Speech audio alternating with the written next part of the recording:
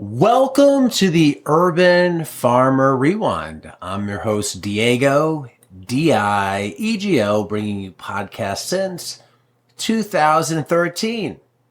Today, we are up to episode 6 of the Urban Farmer. Remember, this debuted back in 2015, a few years after I started podcasting.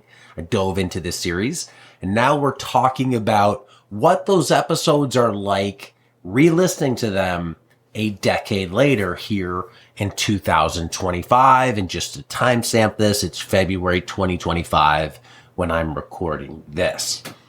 This is a timeless episode, week 6. It's one that, knowing what I know now, I would have approached this episode differently. I think there's more in here that we could have talked about. If the paper pot transplanter had been more of a thing back then, I think it would have changed the discussion in this episode, but it really wasn't a thing. So this is going to be a very now reflection of how I would have wanted to have this conversation back in 2015. It's going to be me just flying solo. But with that said, if you want to join me for a future episode of The Rewind, I'd love to chat. Hit me up. Diego@moderngrower.co, and you can join me and we can talk about one of these episodes, dissect it. What do we think? Go off on tangents and talk shop. The meat of this episode is really around transplanting and getting things established for spring. And transplanting strategy and techniques was a big part of this. And it's funny because remembering back, one of the things that people asked most about this episode, I can remember, is what type of fertilizer does Curtis use? And as somebody who was new, that would be something that I would have been interested in.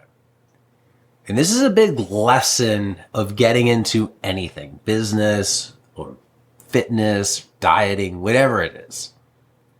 It's not the minutia that makes the difference. It might be at an Olympic level, the highest possible level, where little tweaks make a difference. But for most people who are not at the highest level, they're at the lowest level, they're just starting out, they're at the wide end of the funnel, the minutia doesn't matter. So if you leave this episode thinking, wow, that's what type of fertilizer he used, I'm going to use that, and that's going to make you successful, you're missing all the goodness. You're missing the point. And I would have missed that point myself because I'm a nerd about things like fertilizer. But I've learned it doesn't make a huge difference at the end of the day. It's a add-on, a tweak, a little bit of fine-tuning adjustment. But if you're not even in the right spectrum to begin with, doesn't matter. So keep that in mind as we go through here. There's a lot of great base principles and thoughts. And transplanting is something I've thought a lot about over the past few months. I've recorded videos on the Modern Grower YouTube channel, which you can visit. Well, I guess you're watching it if you're watching it here, but if you're listening, at Modern Grower Pro on YouTube. And I've done a lot of videos on direct seeding versus transplanting and transplanting by hand versus paper pot transplanting. And I think context really matters here. Now, to step back, I would say one of my rules that I've learned from talking to Curtis and many of you on the podcast and just looking at numbers is if you can get good infield germination, direct seeding, then you always direct seed that crop. It's cheaper, it's faster, it's easier to train, the equipment is simpler. Everything about it's better if you can get good infield germination. If you can't, well, then we have to look at transplanting, whether that's by hand or something like the paper pot. If we can get good infield germination, but we're looking for some sort of hack, like getting a head start, then we could look at transplanting, and we'll look at these things.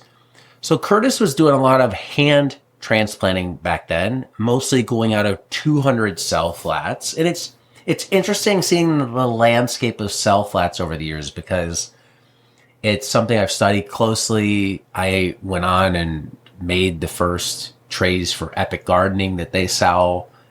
We sold them as Modern Grower, and now they're sold by Epic Gardening, and we've sold literally millions of those trays. So I've studied cell trays quite a bit over the past few years. And bigger plugs versus smaller plugs. I've talked to commercial growers. I think there's a lot to think about when it comes to cell trays. This would be an interesting episode. I know Jody uses, I think, some weird size, like 50 or 65 cell tray or something like that. Maybe even in the 40s. So it's big. Because the higher the cell count, the smaller the plug size. And what you'll find is a lot of commercial growers are using really high cell count trays. They are planting things like broccoli into 338 cell trays, 540 cell trays, tiny, like tip of your pinky sized plugs. They are going for nursery efficiency. They don't have the greenhouse space. If you're planting something in a, let's say, 350 cell tray, that's the same space as 5 72 cell trays. So you need 5 times more room to go to a 72. And I think this is where people overthink it, and that nursery industry has done a bad job of educating people about this and providing so much optionality that even trays like Winstrip you can find in 5 or 6 sizes. In truth, you don't need all those sizes. There are obviously people that have preferences. Plug size, it matters to some extent. The growth of the plant, and I know people listening to this will say for sure the bigger the more soil volume, the bigger the plant. That's true. But do you actually need a bigger transplant would be my question. Because a lot of those commercial growers growing broccolis and kales in those little tiny cells, they're keeping them in there for 30 plus days. So these aren't something they're going in there for 2 weeks. They're in there for 30 days, tiny cells. They want the root volume to totally fill up that soil so they can just pop that thing out and replant it. It forces the plant to be stocky and strong because it can't just grow lush. The more soil you have, the more root development, the bigger the plant can get. That's not what they're looking for in a commercial transplant situation.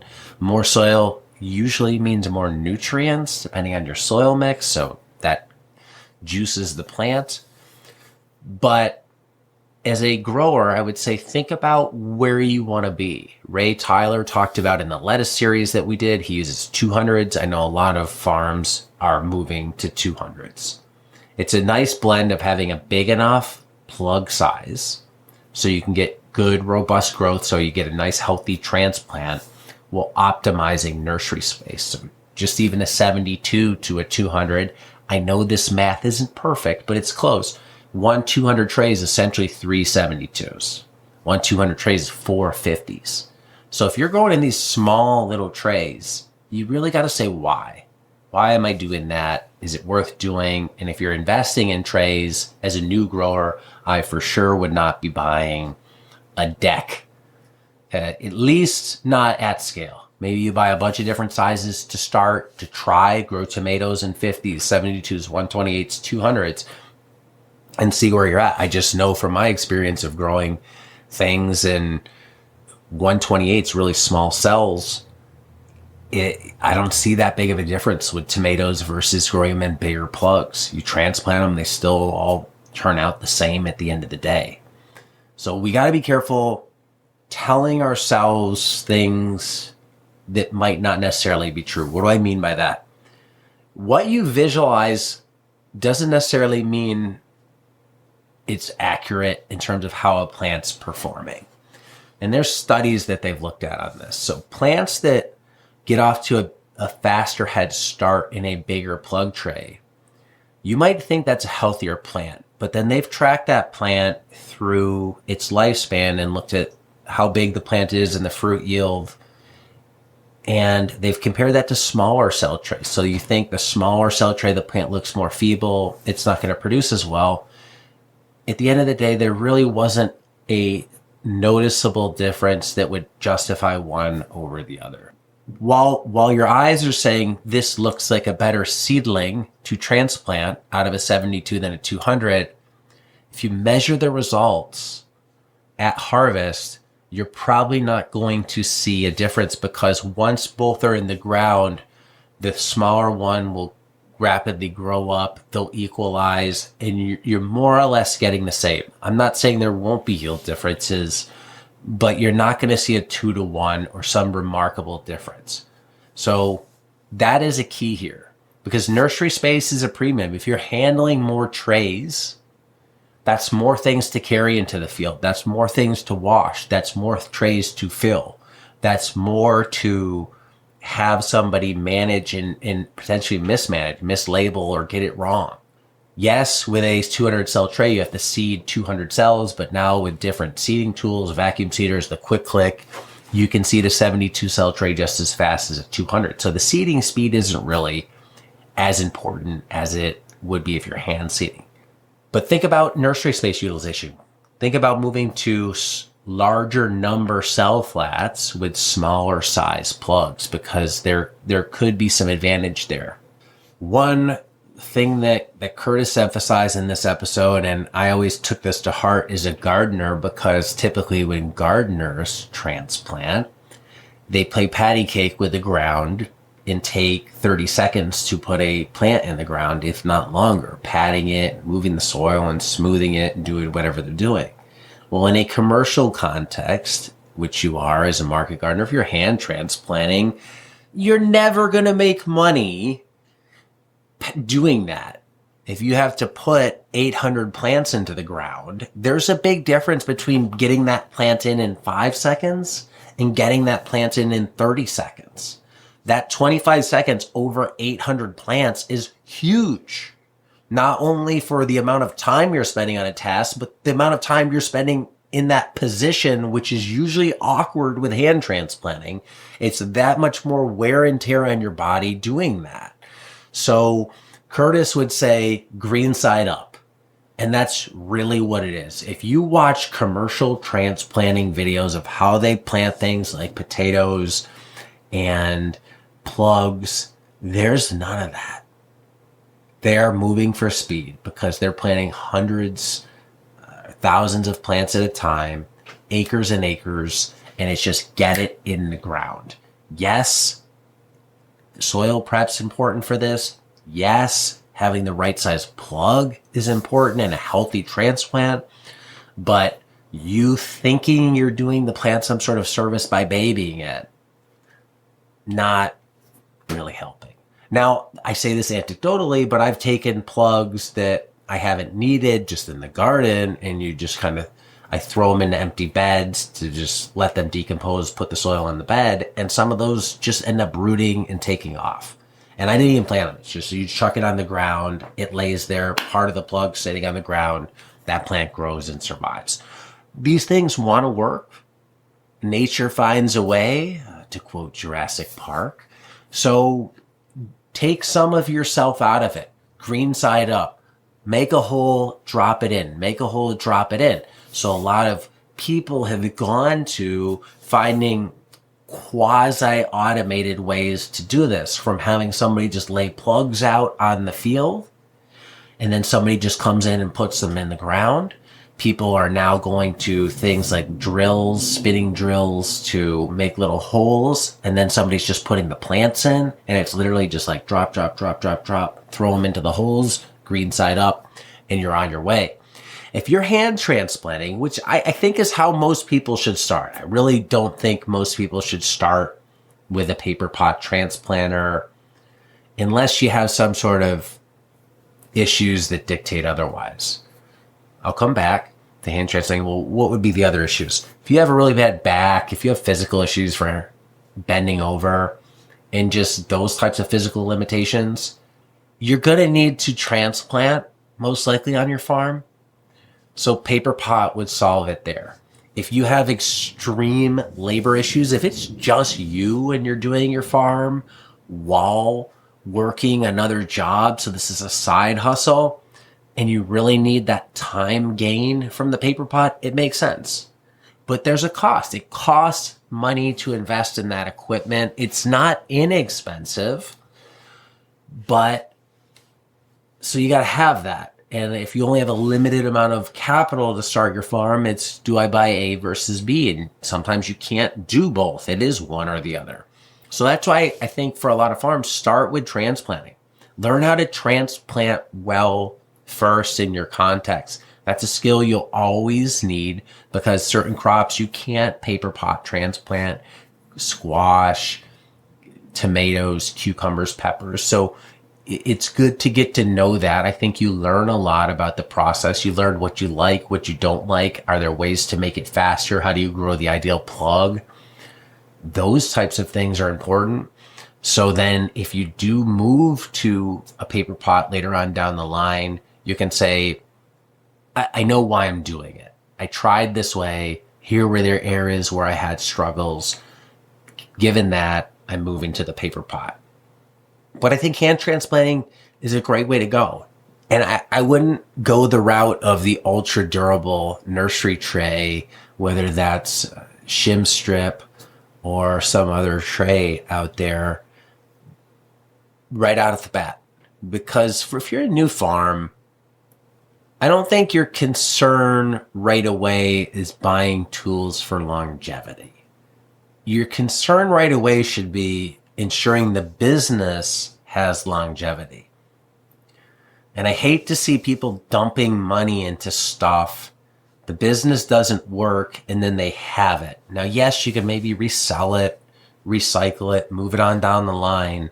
But if you can save that money up front, do it. Regular cell trays are fine. That's what a lot of commercial operations use that are much bigger. They have much more on the line than you do. They're spending millions of dollars a year in their nursery and they're just using cheap cell trays because they work. So they're available on Amazon, nothing fancy. You can get started with less than $50 and have probably 50 trays. Enough to last. If they crack, they crack. So what? Replace it and get another one. Later on, when you want to be more sustainable, decrease the environmental footprint of your farm, then maybe you look to something more durable. But I don't know that I would start there. And don't believe for a second that the shape, the orientation of your cell tray is going to make a marginal difference in the plant. It's so small of a difference that you're probably not going to notice. So you might say, well, this tray is going to give me a healthier transplant. There's no data to support that. None. It's all circumspect, anecdotal thinking of this is what I see, but there's nothing to support that. When you start looking at cell tray design and things like root pruning and stuff, I think that's important. I think you do want the roots to be trained a certain way, not to circle and all that. So sure, if you can get a tray that helps encourage that, it's going to make a transplant take that much quicker. But again, I don't know that it matters that much in the long run. But it's less important for things that are in the cell tray for a short period of time. So if you're transplanting lettuce at 30 days, that's very different than a lot of where this air pruning tech was derived from, which is the tree industry, where you have some of these trees sitting in liners for years with an S. Then it makes a difference because you're trying to root prune and guide roots so when a tree transplant comes out 18 months later, that it can be successful when it's grown. And tree planters too, they're another thing. They're not spending forever patting plants just to take it back.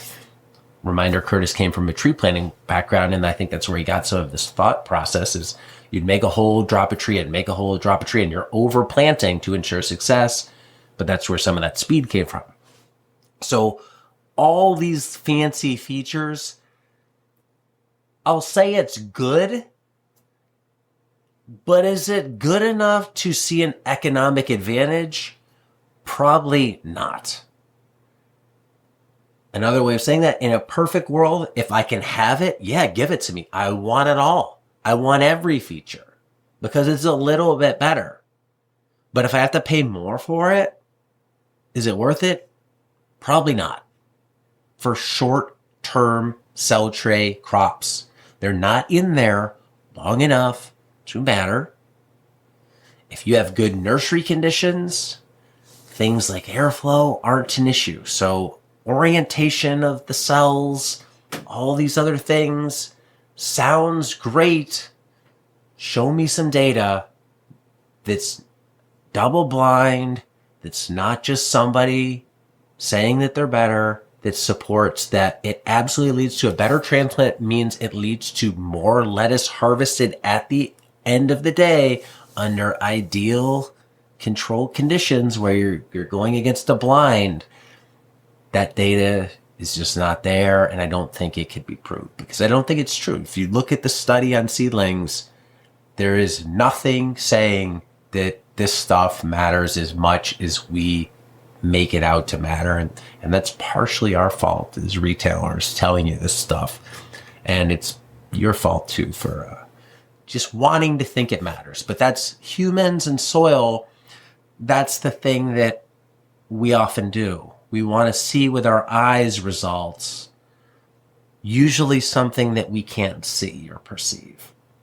So when we can't perceive it, we get a little desperate as humans and we start to rationalize and justify and look for things that we can see and try and tie things we can see to results, even though they're not really affecting the results. If it was that important, commercial nursery would use it on whole. They have more money at stake. Sure, some commercial nurseries do these things and it makes a difference, but you got to find the difference yourself. Buy a few trays, test, A/B test, but just be careful. I'm always cautioning people, pump the brakes on the buying early on. It's hard to earn money. It's easy to spend money. When you spend money, you can't get it back. Your farm isn't going to fail because you don't have the best tech. If there's anywhere where you're maybe going to fail without having appropriate tech, it's more like having bad cooler space, like the wrong storage system to keep crops cool, having an inefficient wash pack that could bottleneck you and cause time. You're not going to do bad because you didn't tilt your bed, you don't have the right shovel, you don't have the right cell tray. That's not going to cause your business to fail. That's not going to give you hardship. All these things, they're luxuries. They make it easier. They fit some sort of value set that we have. But that all comes at a cost. So pump the brakes, keep your money in your pocket, and buy stuff you need. So start out transplanting. And if you can do that, you start to get a feel for how crops grow. What's the best way? Like, I'd be doing tests like how quickly can I actually transplant this up? Like, what is the least I could touch this transplant to go from the cell tray into the ground? Like, can I literally make a hole and just drop it in and move on? I'm not even going to touch the soil at all. Hole, drop, go on. Will that plant survive? If you water it in, it probably will. Now, different times of year where you have extreme heat, dryness, you might have to modify, but focus on those things. That's where the difference is made. They don't cost any money either. So stuff to look at there. Yeah, Curtis's system at the time, looking at my notes, he had one person placing the plugs, one person just closing them up. That's something you could look to do. If you're a one-person operation, you definitely have to figure out ways you can do this on your own. You don't want to be transplanting all day because there's other things that you're going to have to do. So consider time. When it comes to any steps in the process, I would be looking at all the steps. Is this necessary? Do I have to do this? Does it add value? There's all sorts of additives you can add to soils and into your potting mix. Is that really important? Is it making a difference for what you're getting? This goes back to the fertilizer example. Curtis used Gaia Green 444. People obsess on that. Later, he used a turkey manure, and people wanted to know exactly what turkey manure was, and became this little inside joke of people are obsessing on this turkey manure. Of all the stuff that we talk about on the show, people are concerned about turkey shit, and they're missing everything else. So just know why you're doing something. I think that's the other danger of so much content, so much tool availability, so much marketing material, that people are getting fed this information, they're downloading it, that they lose some of their ability to think independently about how to actually make decisions. Do I need it? Does it matter? Is it important? All things you should think about. The other thing that gets hit on in here is interplanting and space maximization. Interplanting is something I'm going to do a future YouTube video on. I think it's awesome, the idea of it. But I would say if you're new, don't even get near it. Just stand clear. That's an advanced technique. If you're a year 1 through 4 beginner, ignore interplanting. It's getting cute for the sake of getting cute. There's so much you need to worry about in year 1. Don't focus on interplanting, because if you do it right, it can help. It's a tweak. It's going from a 9 to a 9.5. If you get it wrong, it messes everything up and you go from a 9 to a 6. It's not something that's going to take you from a 5 to a 10.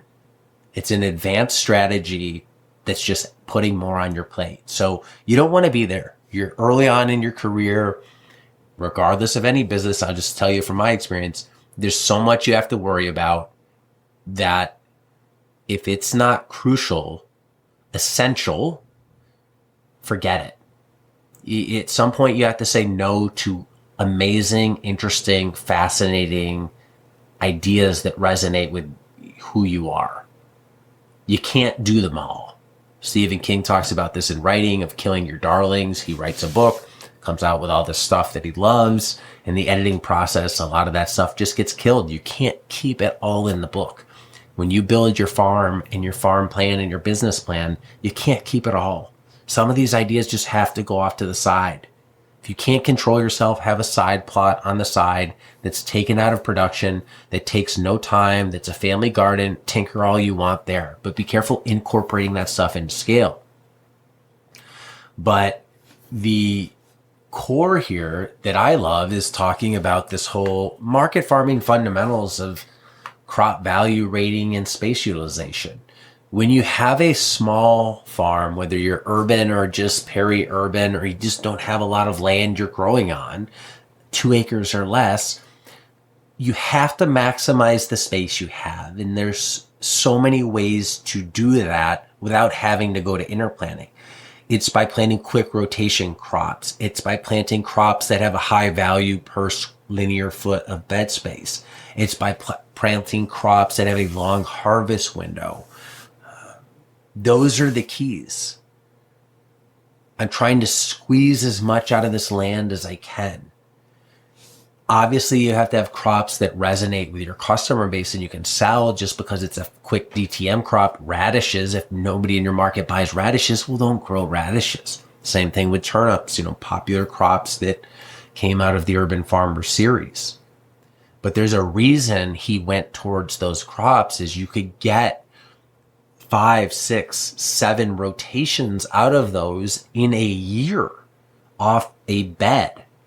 And that means you're selling, that bed is generating cash flow that many times over a season. That's huge compared to a slower growing crop like potatoes that's low value to begin with, and it takes 100 to 120 days to produce a crop. So in that same window where you're growing potatoes, you might have grown 3 or 4 crops of radishes, and the radishes might actually sell for the same or more money than the potatoes. That's the reason for going there. So I do love the idea of interplanting, and I want to do a deep dive on this on a future YouTube video. But I think it's an advanced strategy. It's when you've dialed in everything else on your farm and you can step back at the end of the day and say, I'd like to make a little bit more income. How can I do that?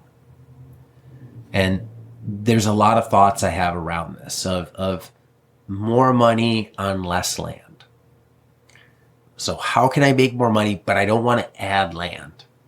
And interplanting's one strategy to do that. I wouldn't consider it till you get there. Let's focus on, in the early years, just growing things well, making sure your successions are dialed in. Is every crop perfect? Are customers happy? Do you have a couple market streams that you can consistently sell to? Because I think you should have diversified market streams. Maybe not out of the gate, but after 2 or 3 years, you can't just have one market stream. And if all that's running smoothly, fine, let's do it. When you first learn to ride a bike, you're not doing jumps. You're hoping to make it to the end of the driveway when your mom or dad lets go of the seat and not end up in the bush, hurt. But very quickly you learn the balance and you learn how to pedal and you take on more and more risk over time. And eventually some people go on to do all sorts of amazing stunts on bikes. They didn't start there. It was years and years later. I get sucked into watching Penn and Teller fooled us on YouTube. And I'm always amazed at magician stories and the dedication that some of them have to their craft. Because I would love to do magic, sleight of hand, all that. I don't have enough love for it to put in the time and dedication required to get good at it. And there's might be butchering his name, Costas Kimlu or something like that.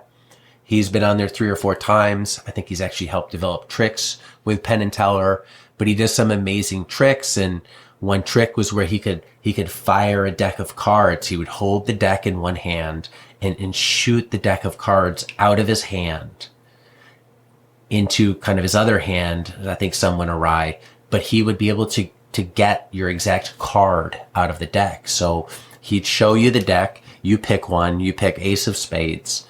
He knows he can control the deck. So he knows exactly where the Ace of Spades is in the deck. And then he shoots the cards. So imagine just squeezing the cards so they all fire out. If you ever played 52 pickup as a kid, this is probably one technique you learned right away. But he was good enough where he knew where the card was in his deck. And just by the feel and looking at the deck, he could go in and grab the cluster of cards in midair that had the card you had in it. And they asked him, is there any sort of trickery involved? And there wasn't. He just became so good at that one particular skill that he could do something that seemed impossible. So the trick wasn't actually a trick. There was no deception. He didn't deceive them at all.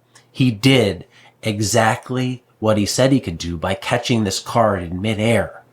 And that was only due to 20-something years of practice. Practicing hours and hours a day, doing the same thing over and over. That type of dedication is more of what we all need in our own lives, in our own careers, is stop trying to do more. Do less, but do it better. Become an extreme specialist at what you do and become extremely good at it. Layer on interplanting when you have that type of dedication. That's your 20-year trick. Is look at what I'm doing. But early on, if you can't do the basics, you have no business getting cute, doing interplanting and doing all these other fancy things. And that's going to hurt some people's feelings. But it's just the way it is. If you're not profitable, if you're not making money, if you can't have consistent harvests each week, if you can't get on top of disease issues, if you're not being able to accurately crop plan and predict harvests, you shouldn't be doing this stuff. Get the basics down first. You don't show up in the NFL and become Tom Brady. Learn how to throw a ball. Then you work on footwork. Then you work on throwing to a receiver. Then you work on throwing receivers open. And then it's, all right, I'm going to throw a set play. Now I have to improvise. The plays aren't there. I have to go through reads. it's hard. So while episodes like this talk about awesome things like interplanting that light these little fires, use those motivations to keep you intrigued in the sector, but also don't be afraid to put those fires out. Temper the expectations. At some point, you just say, no, I can't take on more new ideas right now. I'm terrible at this, admittedly. There's so many things I find interesting and want to do. Early on in my career, around the time when I started the podcast, it was me wanting to do all sorts of homesteading stuff. As I had kids, as I started a business, at the time I had a job, I slowly realized, like, I can't do all this. I have to decide what's important. And for me, my family was more important than building a pond or saving, preserving everything, having a root cellar, all that type of stuff. So I'll just buy the food. I can't do it all. And now even in business, I have to be careful about what products I take on, what we do as a company. Where do I focus my time? Because there's a lot I do want to do. And I'm continually having to tell myself, is this the best use of my time? Does this fit where I want to go with my long-term goals? Because it's easy to get sucked in and want to do it all. And then you find yourself doing stuff that, while fun, while maybe important, doesn't align with where you need your life and or your business to go. And I've seen a lot of farms fall into this trap as well, trying to do too much. If you're not profitable, if you're not good with the work-life balance, then stop layering. Unless you think it can substantially change your business, there's no point. Again, incremental changes don't matter unless they're at an Olympic level. When you figured everything else and you need to go from a 9 to a 9.5, that's when you add it in. When you're at a 4, you need to work on getting to 5. Stop trying to get to 9.5. Get to 5 first. Prove you can get to 5. Stay at 5. And then focus on getting to 6. And then get there and go to 7. All key points.